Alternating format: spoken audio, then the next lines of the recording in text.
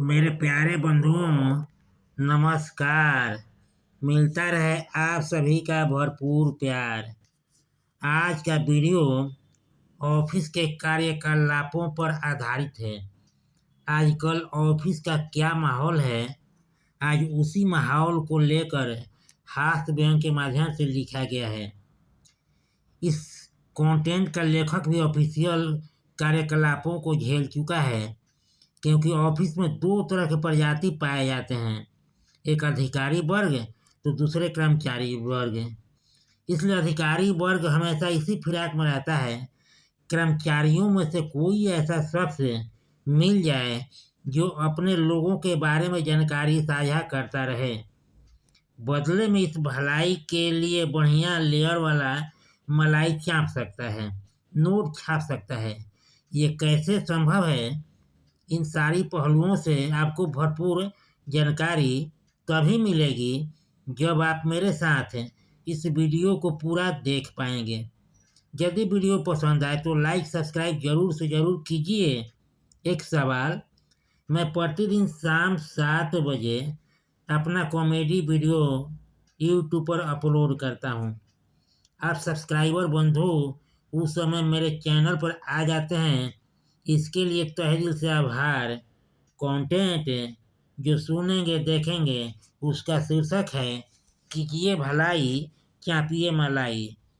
यदि आप कर्मचारी हैं तो अधिकारियों से पाला पड़ेगा ही, क्योंकि कर्मचारी अधिकारी के ऑर्डर के बिना न आगे जा सकता है और न पीछे।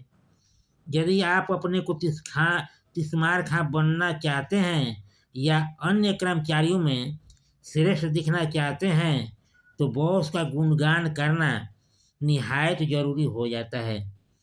जिस तरह भगवान को प्रसन्न रखने के लिए भजन पूजन का सहारा लेना पड़ता है, उसी तरह आप भी बगैर भजन पूजन का कहीं भी तरक्की या सफलता नहीं पा सकते हैं। ऑफिस का बॉस भी अपना पूजा अर्चन कराना चाहता है।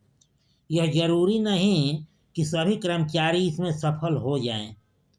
दोस्त तो बहुत मिलते हैं, गाढ़ी दोस्ती किसी एक दो के साथ हो सकती है। बॉस अपने पैनी निगाहों से परखता रहता है कि कौन हमारा नंबर 1 शागिर्द या चम्मच हो सकता है, जो स्पष्ट रूप से कर्मचारियों के गुप्त मंत्रणा से अवगत करा सके। इसके लिए बॉस को कई दौर से गुजरना पड़ता है, तो अब कहीं जाकर ऐसी मोती उसे हाथ लगती है। बॉस भी कई घाट का पानी पिया हुआ या घूटा हुआ शख्स होता है। आप उसे उल्लू बनाने की कोशिश किए तो आपको ठुल्लू पकड़ाकर हाशिए पर पटक सकता है। इसलिए ये चमचा रूपी पोस्ट क्रिएट होता है जो बड़ा ही सेंसेटिव होता है। बॉस ऐरा गैरा नथु खैरा को यह पोस्ट नहीं सौंप सकता है। कई परीक्षणों से गुजरने के पश्चात ही अपना शिष्य बनाता है, शागिर्द बनाता है। क्योंकि बाजार में एक मिट्टी का बर्तन भी खरीदने जाते हैं तो लोग उसे भी ठोक ठाक कर देख लेते हैं, कहीं टूटा फूटा तो नहीं है।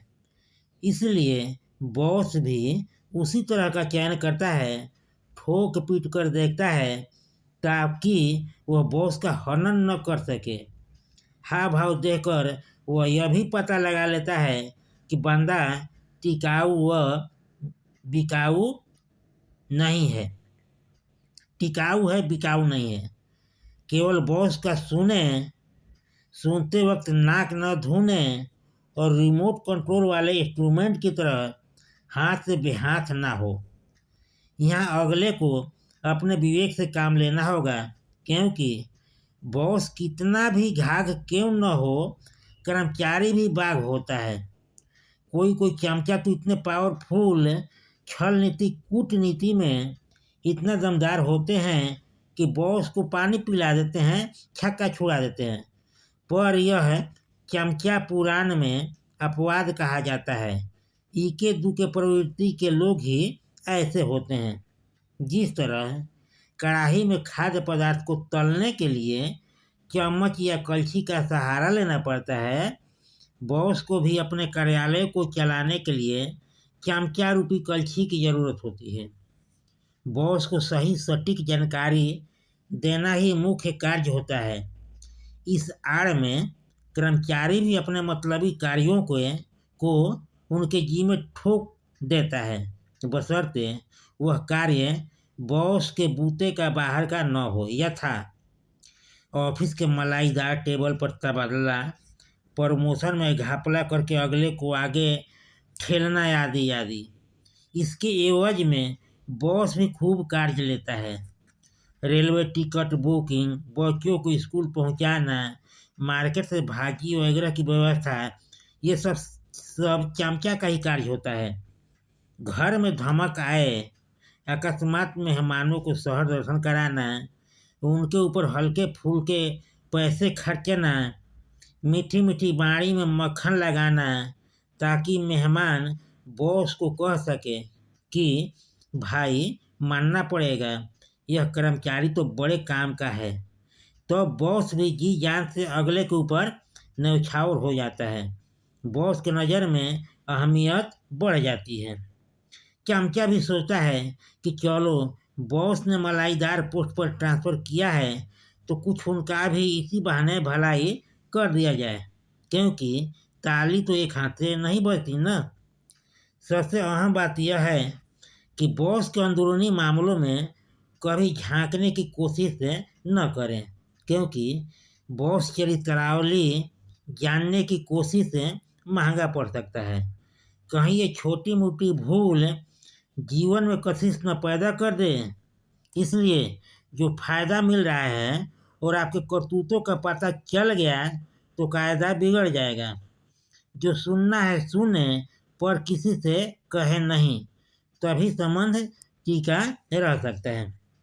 यदि संबंध को और अटूट बनाना चाहते हैं तो घर पर कोई फंक्शन हो, यथा कभी बीवी का बर्थडे, कभी अपना, तो कभी कभी बेटे बेटियों का मनाते रहिए, मिठाई का डब्बा पहुंचाते रहिए। ऐसा करने से रुतबा तो बढ़ता है। मक्खन लगाते यह जरूर कहिए कि सर माफ़ी चाहता हूँ, घर में ही मना लिए, विरह रूप से मनाने को था, किसी कारणवश नहीं मना पाए। इसी तरह करते रहिए भलाई, चाहते रहिए मलाई। कंटेंट समाप्त हुआ। एक बेहद ज़रूरी सुझाव, आप पर किसी प्रकार का नहीं है दबाव, आपका और मेरा बना रहे मधुर व्यवहार, तो इस कॉलम को कीजिए पूरा, क्योंकि लाइक सब्सक्राइब किए बिना संबंध रह जाता है अधूरा। एक बार फिर से आप सभी को तहे दिल से नमस्कार। मेरे चैनल को देते रहिए भरपूर प्यार।